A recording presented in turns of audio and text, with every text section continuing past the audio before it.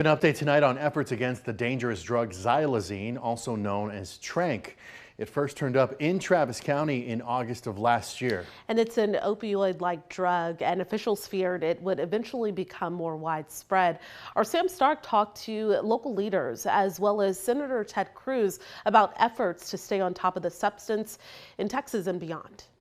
Our medical examiner's team, Dr. Pinkert and his team, confirmed the first overdose deaths with xylazine. This is from a 2023 Travis County press conference. Called after xylazine, a drug commonly used to sedate animals, was detected in the autopsy of 5 people. Since then, Travis County Judge Andy Brown said cases have stayed stable. We have about 10 cases in 2023. So far in 2024, something around 10 cases as well. So it's not something that is increasing in the way that fentanyl was when it hit the streets. Tranq is known to produce an opioid-like high. Mixed together with fentanyl, it increases the effects, according to reports. But unlike fentanyl, it doesn't respond to naloxone or Narcan, which reverses opioid overdoses. We had never seen it before, and we were right in the middle then of the crisis where fentanyl was skyrocketing. And so to have another drug that frankly doesn't seem to respond to Narcan was really scary to us. I hope tranq does not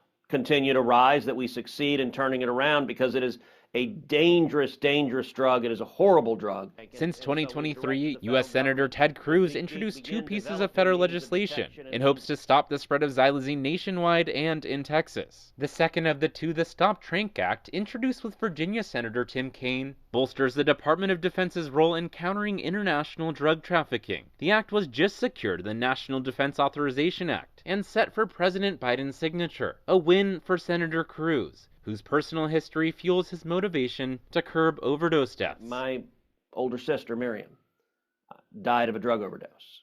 And there's not a family in Texas and across the country that has not been touched in some way.